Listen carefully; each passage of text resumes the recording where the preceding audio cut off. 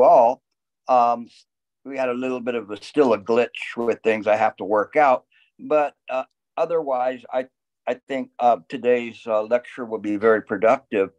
It's kind of one of those days where it's kind of an audible, like an audible in football is when you get up to the line and you see there's a different type of a defense there, and then the quarterback changes things at the last minute. And that's kind of what I did with this one. It's kind of similar to what I was going to talk about, but I believe it was, well, one of you was contacting me about certain things in terms of the practice and comparing it to one of my other students, Robert, and which now this person has taken over Robert's position from before, and Robert's taken over my position and trying to talk to him. And the thing is that after talking to Robert, then this person then looks and finds an old lecture that I gave on the particular subject that he was inquiring about. And this lecture was one that after he listened to it, and it had to do with sweeping and the Buddha's student that couldn't get anything right. So he just, the Buddha instructed him to sweep the courtyard, and lo and behold, he became enlightened. And so the big question is, how did that happen? How does somebody get enlightened just by simply sweeping a courtyard? And it's difficult. I think we talked about this last week.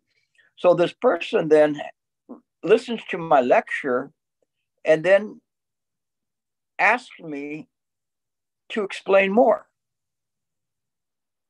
And the thing is that my response to him in part was, you want a second cup of slop. Slop is like the gruel that you make, that they just throw in the army, or if you were in a temple or something. I'm not calling temple food slop, but I heard a lot of monastics mention that sometimes when it was somebody else's turn to make their food. But in any case, it's saying, do you really need more? Do you need a second cup of this? If you didn't get it on the first, second, and third one, why do you think that any explanation that I would give you would assist you? There's a flaw in the manner in which you are presenting or trying to understand things. So this is important because this is natural, because we want to sincerely practice. I'm not saying this person isn't a sincere practitioner. I think this person has a very strong route to practice, but unfortunately, this route is one in which they're looking for the words and phrases that can make the difference, and it doesn't work in that way. And so what I wanted to do is run through some different Chan poems and try to give the person a feel for it. And in the practice of Chan, the one thing that we is our common denominator is just this mind, or just.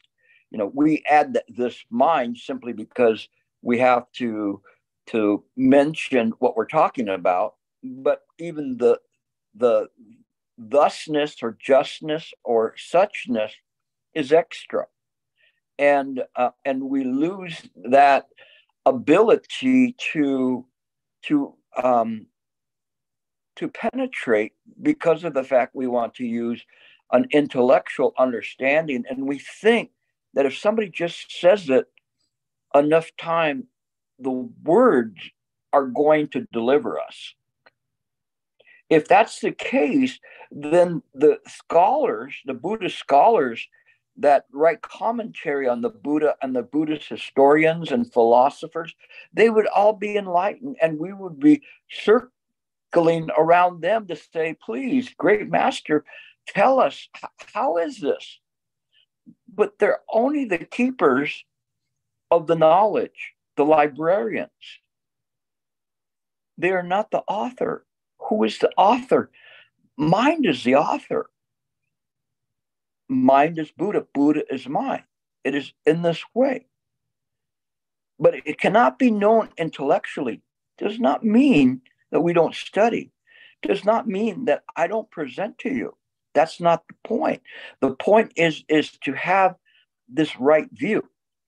If we have right view, then we can practice in the proper way. Without right view, what happens is that we are amassing this knowledge. We don't know what to do with it. So we could write books, we could write commentaries. We should have been a Buddhist philosopher, a historian, a Buddhist professor. But it doesn't matter. It doesn't necessarily mean because you are any one of these things that you have right view or you've had the realizations or been able to penetrate. That lowly student of Buddha, sweep, just sweeping, was able to penetrate through simply by stopping the mind from this internal discussion, by not clinging to that. Doesn't mean that person didn't have thoughts. It meant that the thoughts just were swept away. As a thought arose, it swept away, arising and falling, arising and falling. This is no mind. It isn't no mind that one is walking around in a catatonic state.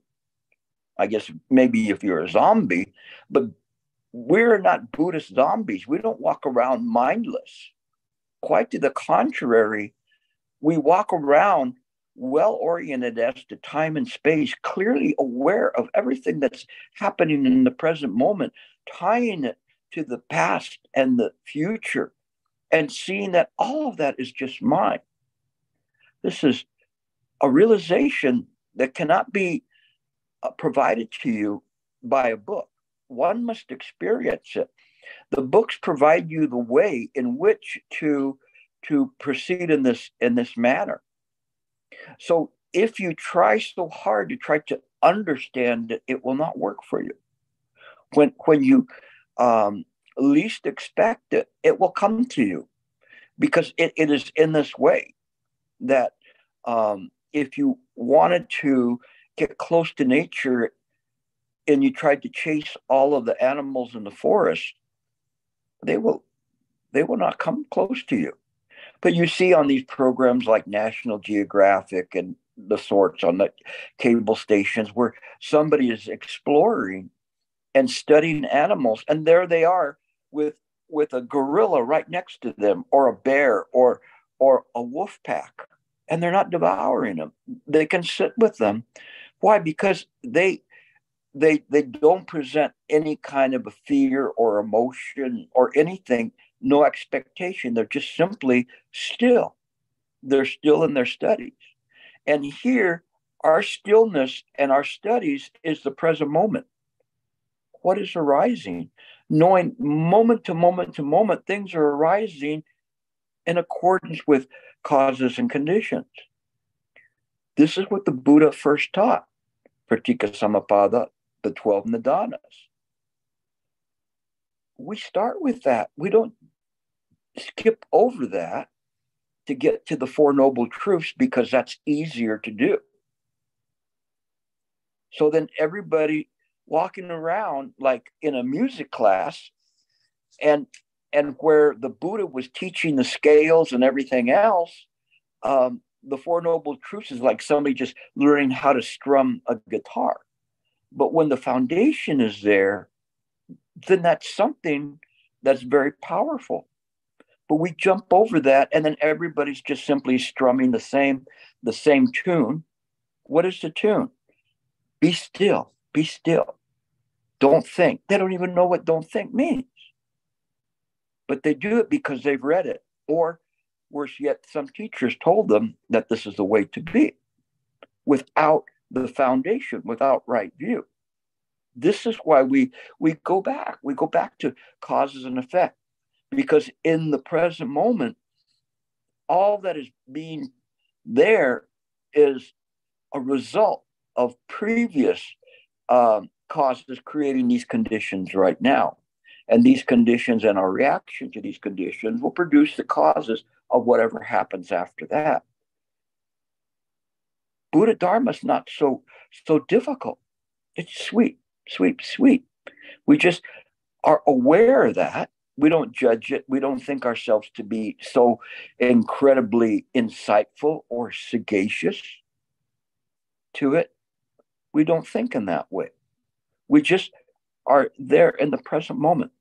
So that's kind of a long introduction to what I wanted to talk about, but it's kind of important because what I want to do is give you the readings, but also give you a perspective of it and why we understand or why we present these. So I'm going to start with somewhere where I wasn't expecting I was going to start, but it's important for us to do this. And we're going to Mazu's records, and this is from the 8th century. So this is in the classical period.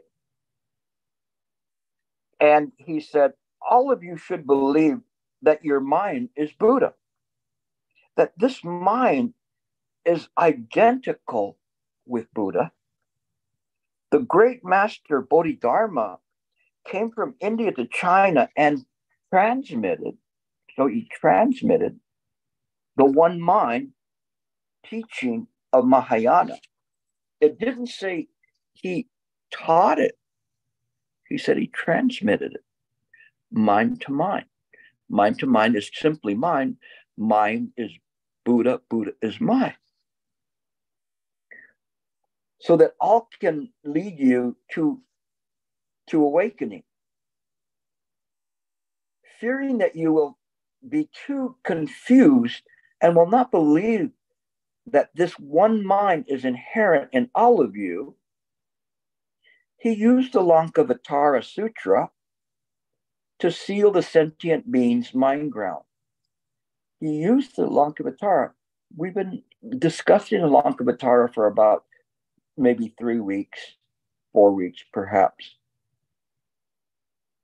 and going to the final instructions. And Matsu's referring to this Lankavatara Sutra that's coming along, and reading it, he penetrates it and is, how would you say, he was saying, I would think he was saying, I can use that. I can use that. I can use that to help others. Of course, this is why he was doing it. He gave this Lankavatara Sutra over to his disciple and said, here it is. And so he said, this we can use to seal the sentient being's mind ground. Seal it, meaning, what would we mean by seal? Like cover it up? Or seal it in a different way as to clarifying itself in a mind-to-mind transmission, something that's outside of words and phrases. And he says, therefore, in the Lankavatara Sutra, mind is the essence of all Buddha teaching. No gate is the Dharma gate. No gate is the Dharma gate. So they say, what's the Dharma gate? What's the gateless gate? We pass through the gateless gate. We don't have any clue about what that means.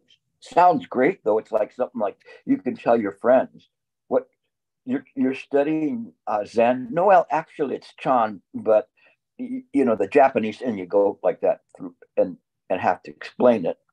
Or you just say, I'm studying Chan, and they go, well, what do you learn?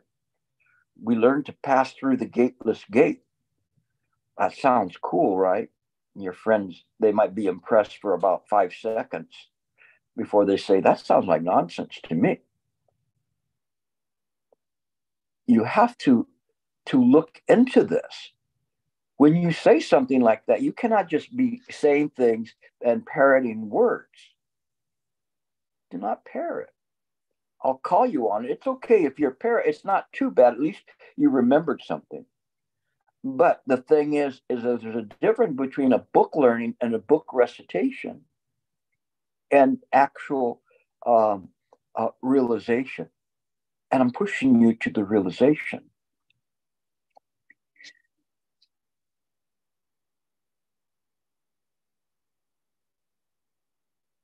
If one wants to know the way directly, ordinary mind is the way. And what Matsu is mentioning here is that this sutra, the Lankavatara Sutra, comes in the class of what's called the Vayapula Sutra. And Vayapula Sutra is a sutra that contains within itself the complete essence of the Buddha teaching. That if one studied that, then all of the essence of the training is explained there. Another sutra such as that would be the Lotus Sutra, is a Vayapula Sutra. And Heirs, our resident expert on the Lotus Sutra, and of course, he doesn't have to go anywhere else. Changing chapters, and it's all there. But if he goes to another sutra, he will see the Lotus Sutra in that sutra. That's why when he's studying right now, he's doing Awakening of the Faith in the Mahayana, I believe. And when I'm speaking about the Lankavatara Sutra, he sees the Lankavatara Sutra there. How could he not? How could he not? It's from the same root.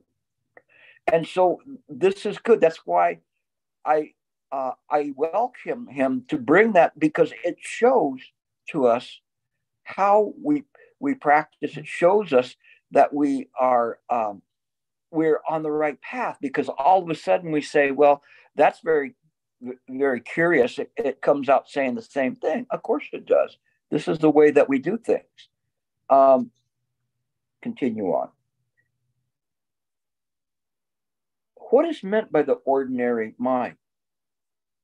No activity, no right or wrong, no grasping, no rejecting, neither terminal nor permanent, without worldly or holy. Sometimes it says it's neither sacred nor profane. So we don't see things as worldly or holy. We don't see something that way. One person asked, how is it, when we study the mind, that one can become a sage? And the master said, there's nothing sage-like to it.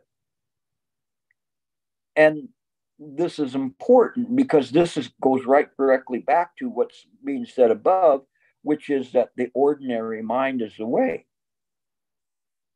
We believe we know the ordinary mind, but we only know the confusion in the mind, and we take that to be mind.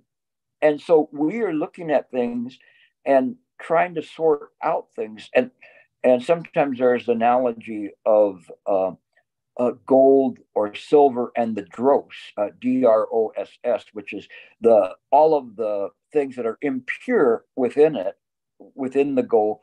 And we don't see the gold because it's covered by that. You would say like a gold ore doesn't look too gold unless it's a gold nugget, but gold ore doesn't look gold. But within it, there is the gold. But we take the world to be this outer aspect, or I shouldn't say outer, but all the part that is not the gold. And we see that as gold. And we see that there.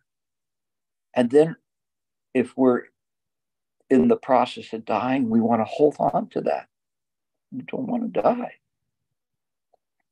If we die, it finishes us. But holding on to it, it finishes us. It's like drinking salt water. We don't understand that. We are upside down. And as a result of that, we act unnatural in the samsaric world. Sometimes I say, oh, this is natural, and this is natural for these people to have these feelings. Of course, it's natural in accordance with cause and conditions for the karma that's there. But let's getting a little bit ahead of myself with respect to that. Let's continue on.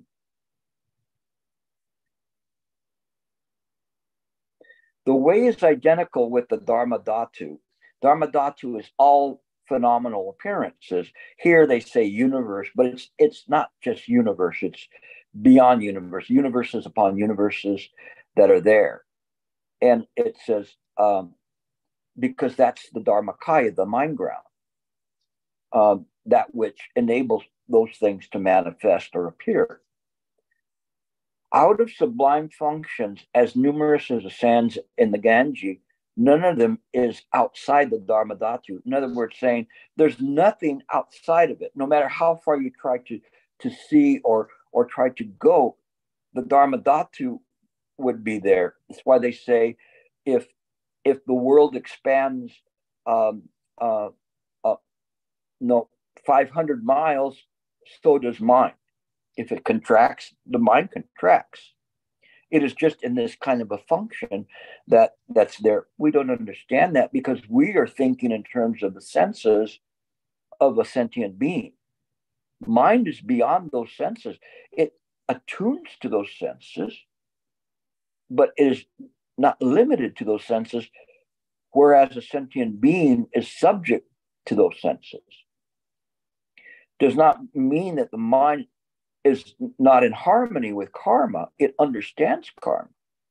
And this is a difference because an appearance body of a Buddha in a samsaric realm would be subject to karmic forces because that's just natural. But do those karmic forces exist if that appearance body is simply illusory? Then it's an illusory karma.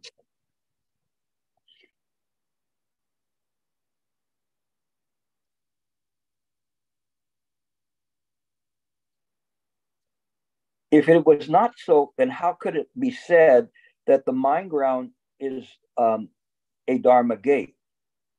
That is an inexhaustible lamp. All dharmas are mind dharmas. All names are mind names. The myriad dharmas are all born from the mind. So all appearances are all born from the mind. And the mind is the root of the myriad of dharmas. So everything arises from the mind itself.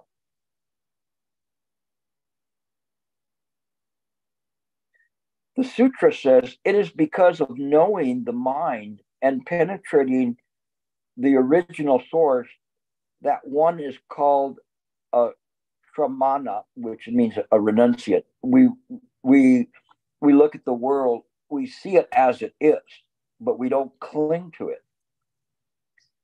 The principle and phenomena are not different. Everything is wonderful function, and there is no other principle. They all come from mind. For instance, though the reflections of the moon are many, the real moon, there is only one.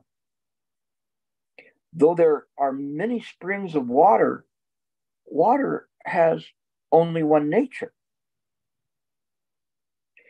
There are many myriad phenomena in the universe, but empty space is only one. Try to contemplate space. Contemplating space contemplates emptiness. We don't cling to those notions, but they allow us to let go of our conditioned thinking about space and about things.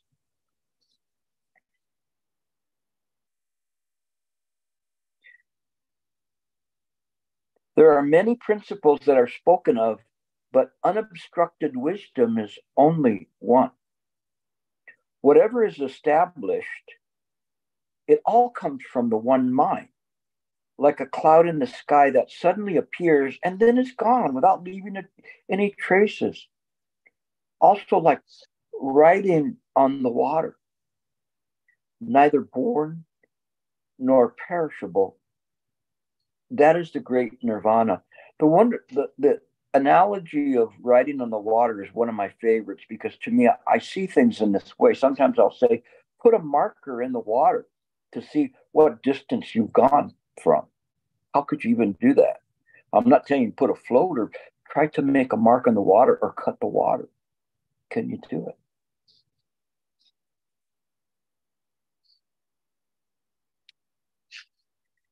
In bondage, it is called the Tathagata Garbha. Very interesting. Now, I want you to think about this, because it's saying in bondage, it's called the Tathagata Garbha. When liberated, it is called the pure Dharmakaya. Dharmakaya is boundless. It is essence neither increasing nor decreasing. In order to respond to beings, it can manifest as big or small, round or square. It is like a reflection of the moon in the water. It functions smoothly without establishing roots, not obliterating the condition, not dwelling on the unconditioned. The conditioned is function of the unconditioned. The unconditioned is the essence of the conditioned. Because of not dwelling on support, it has been said, like space, which rests on nothing. Where would space rest? Hey, I need some space. You've got infinite amount of space. Where would you need to rest?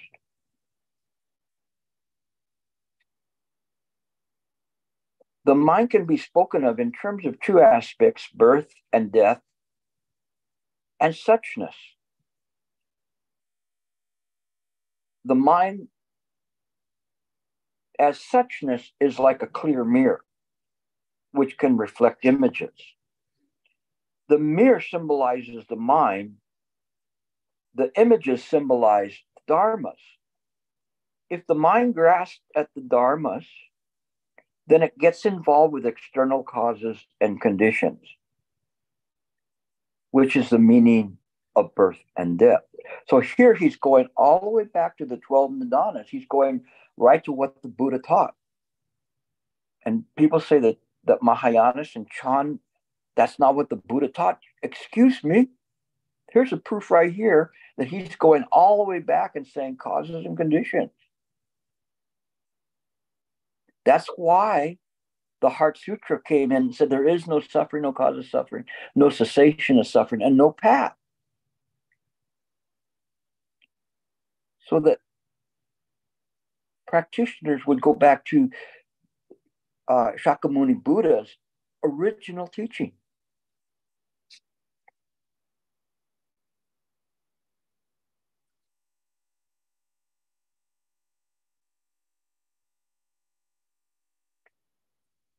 Shravakas hear about the Buddha nature. Shravakas are sound hearers, people that listen to lectures or read or whatever. They hear about it. While the Bodhisattva's eye perceives the Buddha nature. It's different.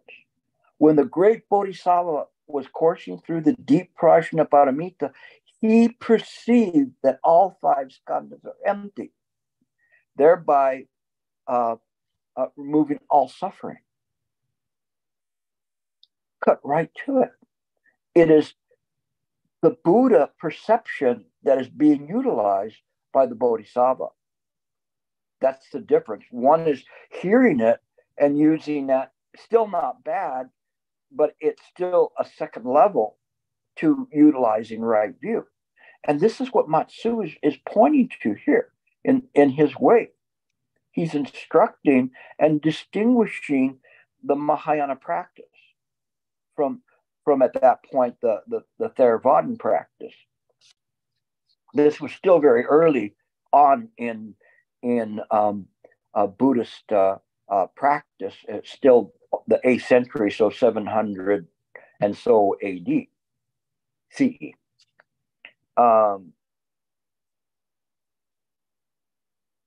The realization of non-duality is called equal nature. We would call it a state of equanimity. Although the nature is free from differentiation, its function is not the same. When ignorant, it is called consciousness. When awakened, it is called wisdom. Following the principle, following the principle is awakening. Following phenomena is ignorance. Ignorance is to be ignorant of one's original mind. Awakening is to awake to one's original nature. That's Mahayana Buddhism in a nutshell. Matsu did an excellent job of distinguishing these points and showing what is the basic tenets of Mahayana practice. And again, it goes to just mind, and that this very mind that we're using is the mind which we have a hard time distinguishing phenomena from its intrinsic nature. Maybe somebody should write a book about that. Well, they did. It's called the Dharma, Dharmata Vibhaga. Look it up. And it's one of the Tathagata Garbha Sutras.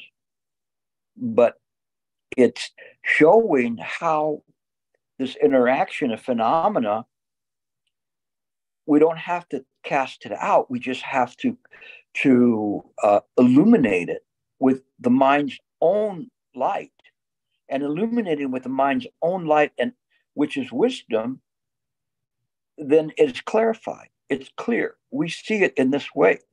We see that it is this ignorance is the Tathagata Garbha. And we go, how is that? Because to us, we see these things coming. The Tathagata Garbha is a storehouse or repository for all things that can occur within the samsara. But we do not cling to that, then mind is restored to its intrinsic nature, which is Buddha. It's very simple.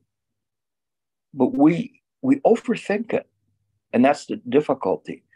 Now, what I wanted to do with the little time that I have left is go over a few Chan poems and show you how this kind of thinking permeated the Chan poems here from the 6th century to the 8th century.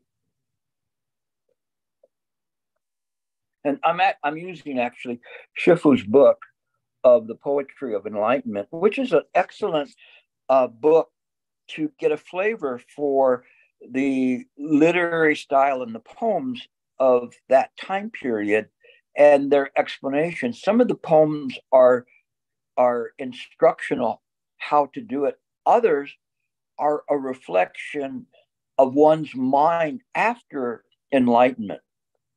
So some of them are telling you how to do it. Others are telling you this is using analogies, a clear still pond on an autumn day, to show you kind of what it feels like if you multiplied it times infinity. But in any case, let's read a few of these. This one is from the 6th century, called Calming the Mind by Shi Huang Ming. And I'm going to go just straight in order to these. And I just picked these out very quickly. And I'm not reading the whole thing. I could not possibly read them all and discuss them. I just want to give you little portions of it for you to contemplate. But he was known for his naturalist approach. This is a little kind of Taoish, but still goes to the point, which is a quote that he said, "Through excessive thinking, the will is weakened. The more one knows, the more the mind is confused." And it's difficult for us to understand. How can you say the more one knows, the more the mind is confused? And I remember something my father said when I was young. And my father was very, very wise. To me, in my way of looking at it, I would, people that I've met, I'd only put him second to Master Sheng as a person with great wisdom and very simple, very humble. And he would say, "I know nothing about nothing." And I go, when I was young, that sounds so stupid and dumb. How can you possibly say, don't say that to people, Dad? You know, I know nothing about nothing. And it brings a tear to my eyes now when I realize how wise that was. You know, it's just incredibly deep. I mean, it's so incredibly deep, and the manner in which he said it was so sincere and so humble. And I have to apologize to my dad. I missed that. I picked it up later in life, but I missed it when it was coming around the first time. But if you live your life that way, it's not too bad. So one of the quotes in the Calming the Mind in the first verse: "Too much knowledge leads to overactivity. Better to calm the mind. The more you consider, the greater the loss. Better to unify the mind. Excessive thinking weakens the will. The more you know, the more your mind is confused. A confused mind gives rise to vexation. A weakened will obstructs the Tao." Here, the Tao is the path. And so we're seeing this, and we're saying there's a little bit more to this than just simply intellectual approach to things, because during that time period, there were so many different scholars, and Confucius scholars, Taoist scholars, Buddhist scholars, and they're all pontificating about this and that and these points. And Matsu's looking at him and going, you know, too much noise, too much static, too much viewpoints in terms of things, instead of just simply seeing things as they are. We get to this poem, which is called Mind King. Very interesting. Now, this is 6th century, probably mid-6th century. So he passed away in 569. So I imagine it was probably mid-5th or 6th century when he did this. And this is written by this Master Fu. It's kind of interesting. No, I won't even say it. But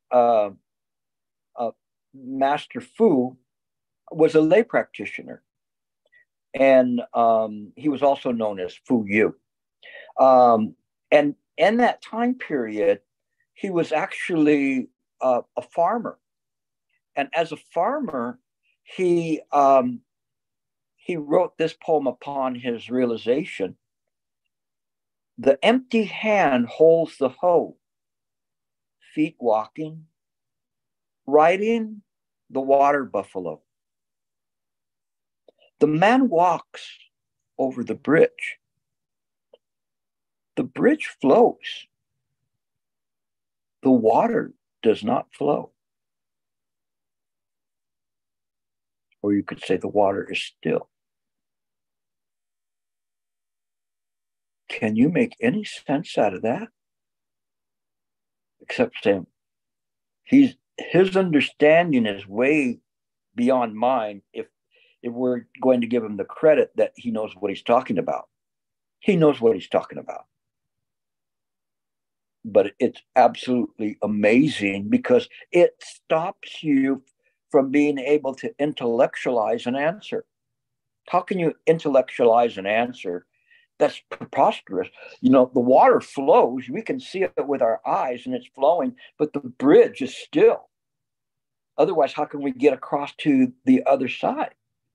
So we start intellectualizing, and so then we say, therefore, Fu Yu doesn't know what he's talking about. But it's not that way. This Chan poem or this verse is very incredible. It's extremely deep. And I welcome you to explore it. So let's get to something in his poem, The Mind King. And we're going to go to a little bit further down in it.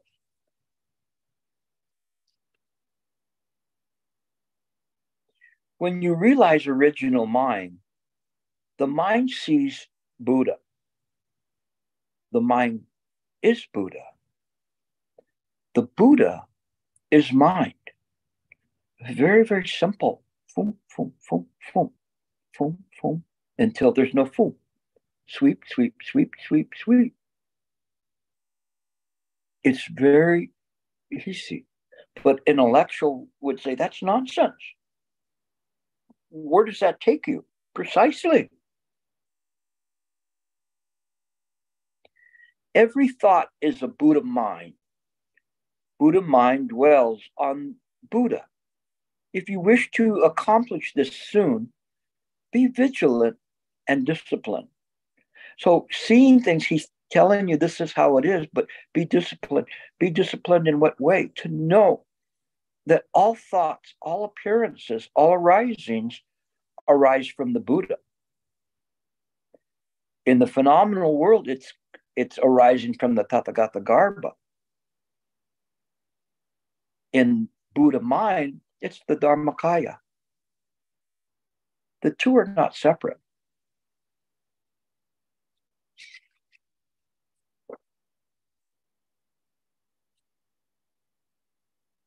Again, I'm giving you food for thought, not going through a deep analysis of these poems, which these definitely need a deeper exploration, but just to give you a taste for the feel or the spirit of Chan. This next one comes, and it's probably one of the most famous ones that we know, which is Faith in Mind by Sesang. And Faith in Mind has its very famous opening, which is, the supreme way is not difficult if one does not pick and choose, neither love nor hate, and you will certainly understand. Be off by a hair and you'll be as far apart as heaven and earth. If you want it to appear, be neither for nor against it. And it continues in this way. But the part I wanted to emphasize to you tonight or today is, yet do not even, it says, do not imbibe in dualistic views. Take care not to seek after them. As soon as there is right and wrong, the mind is scattered and lost. The two comes from the one. Yet do not even keep the one. It is why we say it is, if everything returns to the one, where does the one return to? Mind. There is no one. Even though we talk about the one mind, it is only for the expedient purposes of describing it in a samsaric way. Outside of samsara, which samsara is an illusion, there is no one. It is just the thusness without the thusness being spoken. So it says, yet do not keep even the one. When one mind does not arise, myriad dharmas, many dharmas, uncountable dharmas, are without defect.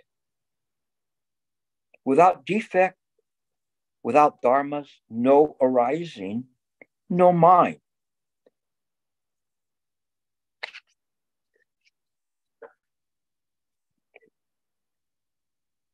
Now we get to the Song of Mind, which is another uh,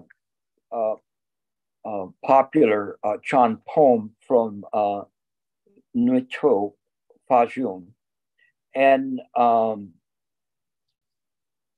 so it reads this way, and I'll read the first stanza here. The nature of mind is non-arising. What need is there of knowledge or views? Originally, there is not a single Dharma. Why discuss inspiration and training? It cuts right to the chase. It goes to the heartwood. The nature of the mind is non-arising. Its essence is just itself. Where would it arise? Where would mind arise? If everything is mind and mind creates everything, could mind arise anywhere other than itself? So if mind arises, then it would not be mind, because it would have had to had some primordial self or source for it to arise. So those things that arise phenomenally are mind, but they should not be taken as mind, such as consciousness. They belong to mind, but mind doesn't arise. All of these things are, if you had a dream last night and you won the lotto, where's your ticket? Go cash your ticket in. Do you have it? I won $100 billion. I'm the richest man in the world. Where's your ticket? It's in the dream. Well, go back and get it. You can't do that. It's just a dream. It's not real. Mind is real. What dreamed it was real. What produced it was real, but it's an illusion. So it's going straight to the heart to say that the nature of the mind, this intrinsic nature that we've been talking about, does not arise. Yet we get confused, and we believe that all of this is arising in our mind.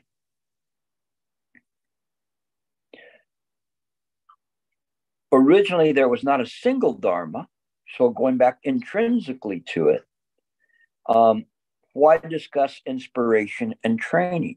So this is interesting, because this last part you would think of saying like, hey, give it up. You guys are just wasting your time to be inspired or to train. To train what? I want to train to be a better illusory sentient being, so you can win an award in samsara. And it's not telling you not to study.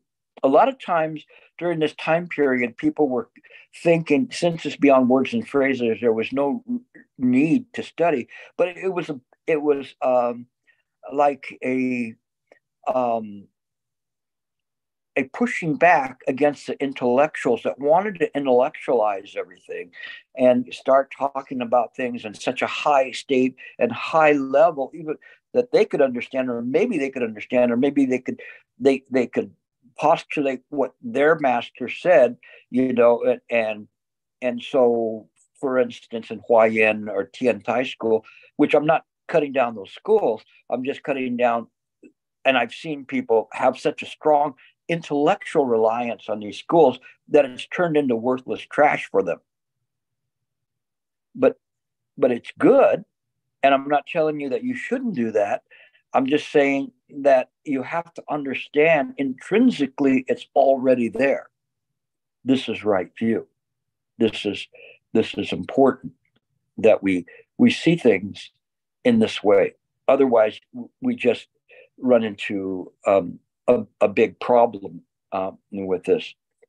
I once had many years ago, I have very few occurrences like this where somebody had emailed me and said he was going to come to my class and he was looking forward to chatting with me. And there was an air of a bit of arrogance in the manner in which he was saying this, and it was something. And I would say I was probably guilty of that the first time I went to see Shifu, in New York, because I thought, like we were like this. And the moment I saw him, I just said, I'm not worthy. I realized that right away. I was like, this person's on a whole different level. And meeting him one-on-one in person, it was like I was totally subjugated to his great wisdom and compassion. I could tell that I was in the presence of somebody that was very, very important to this world. And but this person came to my class. He did not introduce himself, and he sat in the back, and he was there, and he was listening to my lecture. I asked if there's any questions, no questions. And that day I had a particularly trying day. I barely made it there in time from my work. And so I was tired. And this person comes to talk to me, and he says to me, oh, you were talking about this master who said this, but this other master said this. And he wanted to debate, and this is kind of the debates that I say, how many angels can balance on the point of a pin type of debate. And please don't talk to me about that. I don't. I'm not interested in that. And so I said, the way that you talk and the way that you act and the way that you hold the sutras to you are shit. And he was so surprised. And he said to me, are you saying, because he was like one of these investigative reporters that wants to get all this dope on me, right? Are you saying that the sutras are shit? And I said, no, I didn't say that. I said to you, they're shit. Because that's what you turn them into. You just turn them into this intellectualism, and you have no sincerity to penetrate them. So you're wasting your time and you're wasting my time. And it was probably the best thing I could have told him at that time. I never heard it from him again. So maybe he's trolling some other instructor somewhere down the line. But, it isn't in that way, because people, they don't understand that. They just hear the people talk, or they hear this and they become enamored with them. Master Ling Chi said, don't hold the instructors and the teachers and the masters at such high esteem. You have to look at things for yourself, to really investigate. And that's what's important, is it's not in the words. What I'm doing here is not trying to parrot others' words. I'm imploring you to study for yourself, to penetrate the sutras, to penetrate it, so that you see that it's not in the words and the phrases. So when you come to the class, you come with the attitude that you really want to realize what mind is, and that you're set on that course, understanding, that it's beyond words and phrases, but nevertheless, the sincere practice that you give is going to be a practice that will be there. It is the gate that you're looking for. But if you think that the words are the gate, or your understanding of the words, it isn't going to be in that way. But once putting that down, you'll find that you're going to be able to penetrate so rapidly. It's just like Harry. Harry, he's been studying for so long. And so he's reading the Awakening of the Faith of the Mahayana, or he's reading the Lotus. Now, wherever he's mining, he's pulling out pure gold. because it's always been there. Just when he was younger, he couldn't see it, but it was there. But he was nevertheless like a miner prospecting, knowing that he had faith in mind to do it.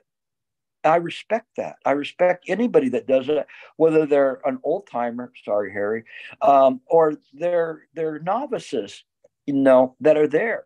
And, I see people like, for instance, Tori, who's a real newbie, but she's not.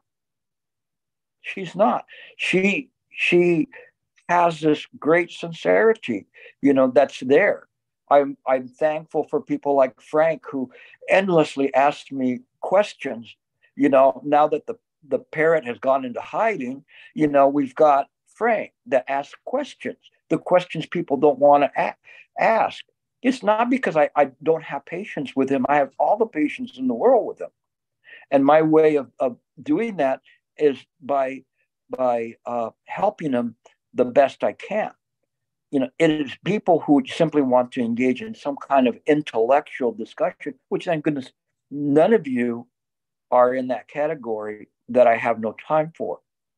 But if you ask sincere questions, you'll get a sincere response, but it may not be the answer that you were looking for.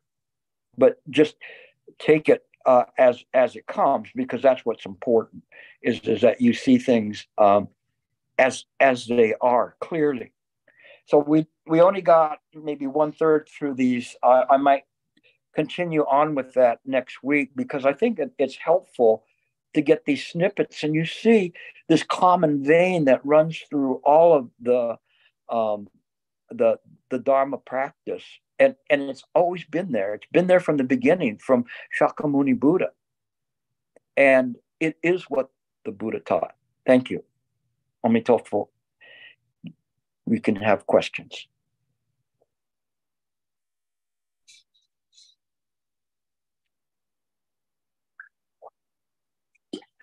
Okay, Tori, you go first. Thank you, Gilbert. Let me lower my hand. Okay. So what I heard earlier, you were reading about the Tathagata Garba, being that it's bound. So, and also Dharmakaya is boundless, it's liberation, right?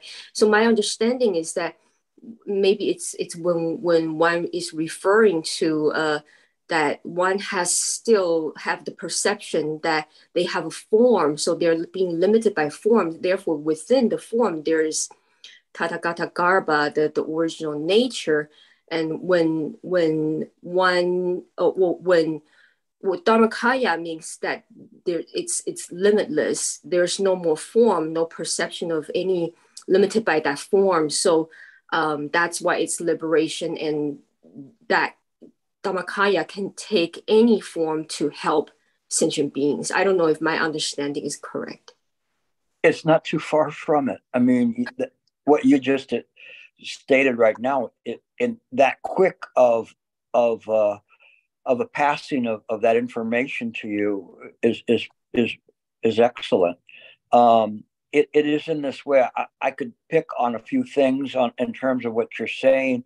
The only reason I would pick would be just to inspire you to go a little further into that, to see, so then how do we explain the phenomena and its relationship to the mind? But you did that with the Tathagata Garba, and you understand that relates only to appearances within the dream state, and so that's something that is not something that you would is let's say is not the intrinsic mind, although it's not separate from mind. And so you just kind of work in this way, and if you can work in this way, and then just keep contemplating that. So it's a good place for you to be.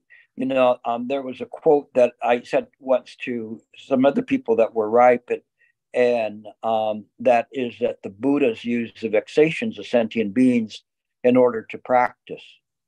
And you kind of say, well, what does that mean? But as you begin to practice it, or you see it, the ones that I said it to, one particular person she was so ripe at that moment. It was just like you could literally see the eggshells falling off of her.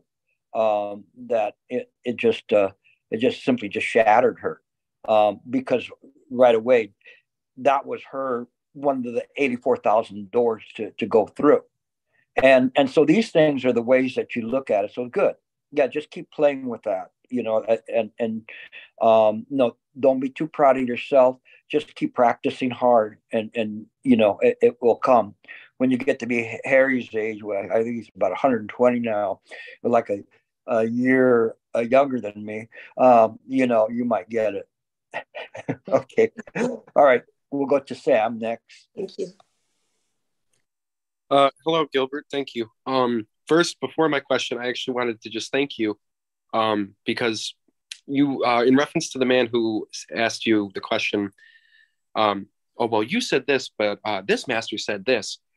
I wanted to thank you for sharing that, because I believe you actually, in one swift motion, cut through me trying to intellectualize something.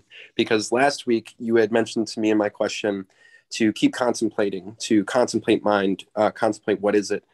And then I actually had been talking with Mick yesterday at DDM Chicago, in the Platform Sutra. It basically is saying, like, we don't contemplate the mind, we don't do this. And I wanted to come to you and ask you, well, you said this, but Platform Sutra says this. And I realized right in that story you were sharing with me, I saw myself, and I realized I was making shit out of gold. So I wanted to thank you for doing that. And then my only question today was that I wrote down was, when you were mentioning the Lotus Sutra and the Lankavatara, how all of the Buddha's teaching can be found in there, and like how Harry has penetrated the Lotus Sutra to the point where he can see that everywhere in other sutras. I just wanted to ask you, is the Platform Sutra like that? Yes. It is Vayapula. It is clear that it's all there, and if you studied with that, it will have everything that's there. You can become an expert on it, or you can study, other things. And, my advice is poke around a little bit, so that you get faith, that you see all of a sudden, oh my gosh, before I thought these sutras were talking about different things, but in fact, they're all saying the same thing. And when you look at even the Tathagata Garbha sutras, they're so deep, but they're all saying the same thing. It's the same thing as the Diamond Sutra. It's the same thing as the Heart Sutra or the Mahaprajnaparamita Sutras. They all come from the same source, and they show the practice. Okay, and so I think that's something. It's just a matter. I think Frank was the one that was asking me, where does one even start? And that was a good question, because with me, I had no idea where I was going to start. And when I first started out, I'm going like, I don't know. And it was very funny, because when I was practicing with this one great Qigong master, he told the people to get me a book on Buddha Dharma. And they went, which one? And he said, doesn't matter, just get him a book. And so they gave me a book, which I still have, which was the Diamond Sutra, and I think the other one was might have been the Platform Sutra, but I mean, it was something like, wow, this sounds interesting, but I don't understand what I read, but I know that whatever's there, I need to understand it. I was driven by that, and it was probably the best book that anybody could have given me, was this Rubik's Cube of a puzzle to keep twisting this way and this way, or using the diamond's facets to look through it. And so you just use your heart and practice, and you'll find the way to do that. You can practice and study the Platform Sutra, and then you can go to some other sutra. It doesn't matter. Don't be in a hurry to get there, but little by little, it will come to you a clearer path as to what to study. Okay. Thank you so much. Was that your question? Yeah, no, that was okay. That was so amazing. Thank you. Amitabha. No, Amitabha. Harry. Hey, Gilbert. Just as to my age, Professor Irwin Corey was asked about the median age of the Friars Club. And he said the median age was deceased. So I'm a few years older than that. Yeah. So, just a couple comments. One, actually, from the Awakening of Faith, just one sentence, which sort of nails a lot of what you're saying, is that it is impossible to speak about any Dharma. Right. So right there, there's just, nothing will actually describe it. Yeah. I mean, it's interesting because you have to kind of reverse engineer what that means, and without reverse engineering it, you take it on the cable station level, or you could take it to that metaphysical level, or you could take it to this other level of realization, which I call esoteric. Well, we were talking about the paramitas, and it was very funny because today I was reading something that we didn't get to in this one, but it was saying the same thing about the paramitas, and saying they're just a reflection of mind, and so when you see it, it's like from a totally different viewpoint, and so that what you said, you penetrated through it, so as a result of that, then it's very, very good, in terms of how you're looking at it. Now your thing is, how do you explain that to other people? Yes. So, right. Well, that's a good question. But one other thing I'd just like to share, because you're mentioning the Lotus Sutra, and there's the Gateless Gate. The ninth case is actually about the Lotus Sutra. Its great penetrating wisdom was at the door of Buddha Dharma, but it did not appear to him. So the monk asked Master Rung, why did this happen? And the master said, that's a good question. He said, well, why didn't it appear to him? And his answer was, because it didn't. That's it. And so this is a great koan for absolutely cutting through any kind of mental proliferation, because there's nowhere you can go. He stopped him in his tracks. And then the thing I just wanted to read to you, see if you could comment. I think it was not only did he stop him in his tracks, but he hit him with a laser beam and disintegrated him, and hopefully that would happen. If not, then he'll just walk away with a bad laser burn, and wondering what the heck did that mean. So here's Wumen's comment, which I thought you might want to comment on. Oh, okay, go ahead. You may know the old barbarian, but you are not allowed to understand him. Of course, the old barbarian's Buddha, right? If an ordinary person knows, he becomes a sage. If a sage understands, he becomes an ordinary person. So this is just destroying everything. Yeah, pretty much. It's an interesting thing in terms of doing that. It's kind of like what I was saying with the laser beam. The thing is that if the person is thinks they're a sage about it, they become an ordinary person and walk away. If they let the beam hit them, then it's all there. You may pass. Well, not you, but mine may pass. And that's the thing, is that was the test was, that is there someone that will pass this final gate? No, you can't get there from here. So it's interesting because the illusory you doesn't have a ticket. It's very interesting. There's a whole bunch of stuff that's there on that, but those are all kind of fun ones. But all of a sudden, when you hear them in other contexts, you go, oh yeah, that's what they're talking about. Look at that. It's very, very amazing. No matter what, try it with the Tathagata Garbha Sutras, and you'll be very surprised. Okay, it'll ring the same way, even on those very deep sutras. Okay. Any other questions? Thank you. Oh, you're welcome. No?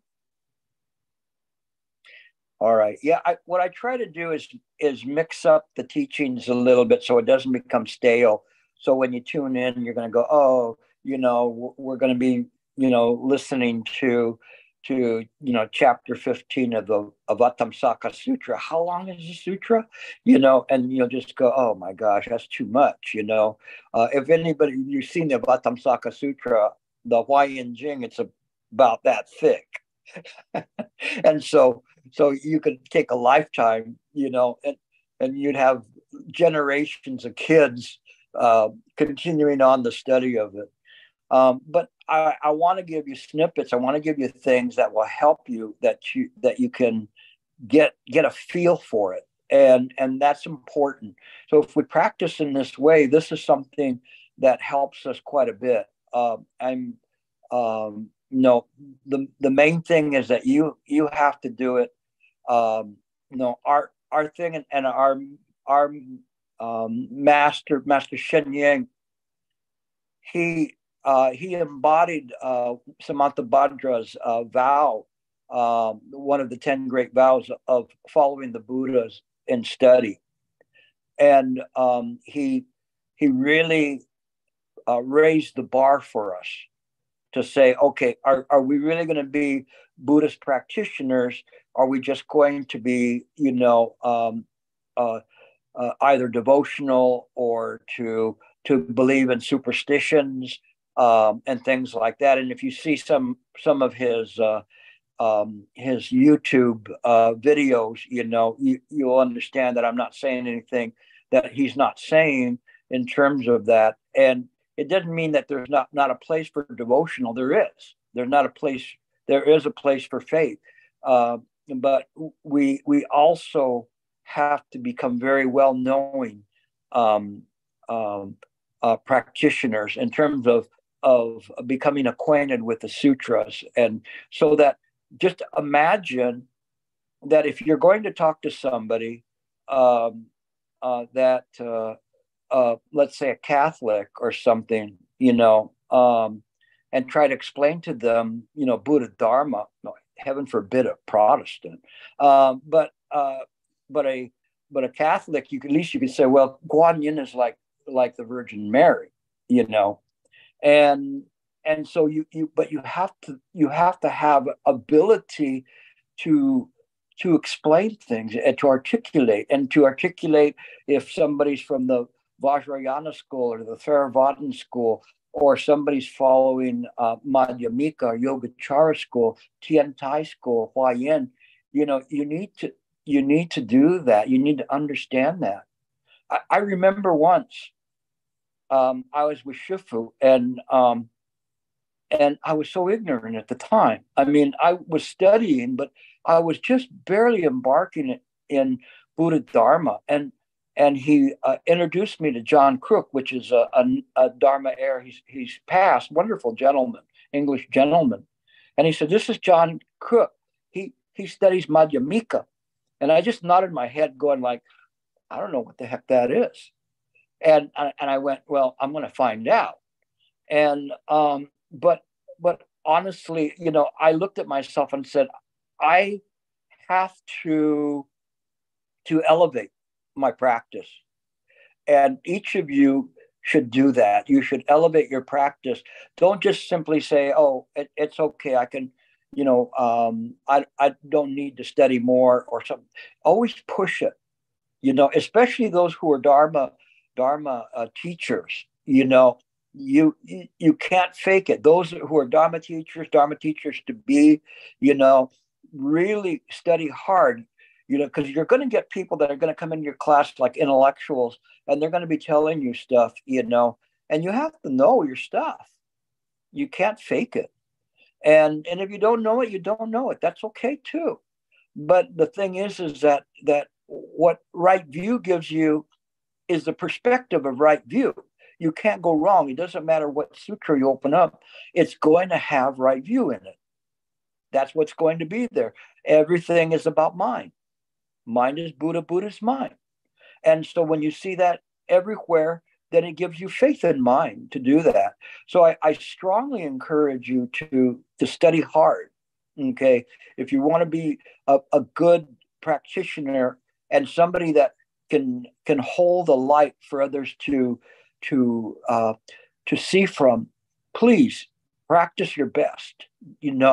when I say practice your best, practice sincerely. Don't leave anything, you know, out. Don't think that you couldn't do more. I keep looking at it and going, oh my gosh, you know, I want to take a rest. And to me, I just look at it and go, you know, I'll rest when I'm dead, you know, until I cycle back through.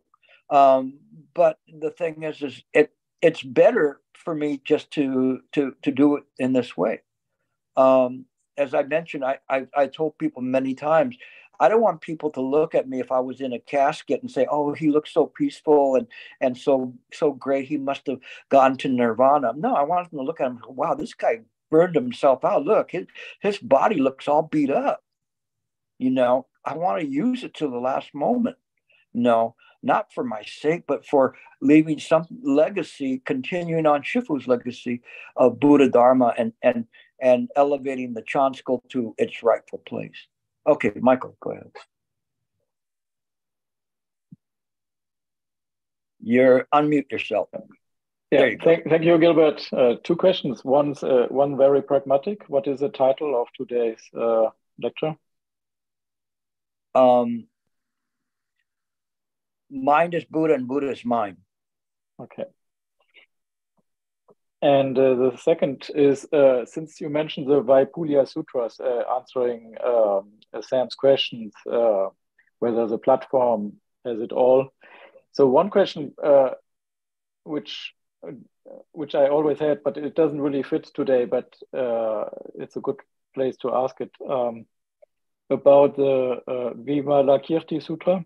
And to my knowledge, which is not large, it's the only place or the only sutra where they talk about the Buddha fields and cultivating the Buddha fields, which I think is very important for what it means to be a bodhisattva. And I don't see this in all the other so-called Vaipulya Sutras. I don't see it in the Diamond Sutra. I don't see it in the platform. I don't see it in the other sutras I know. So is this something one arrives to when one realizes the depth of the other sutras? Is the notion of cultivating the Buddha field then clear, or is it something extra? The Buddha field is, and it's interesting because I think there was a part in Alankavatara, which I didn't get to, where they talk about all of these names. And the idea of the Buddha field is not other than the Dharmakaya. And so this whole idea of the Buddha field is this infinite field of mind.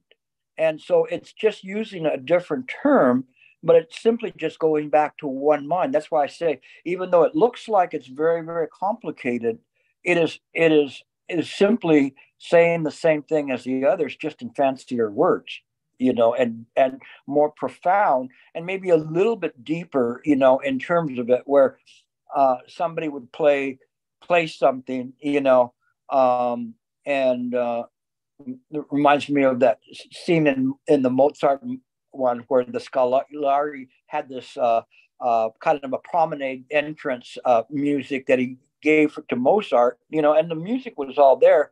And then Mozart remembered it and played it back and then add flourishes to it.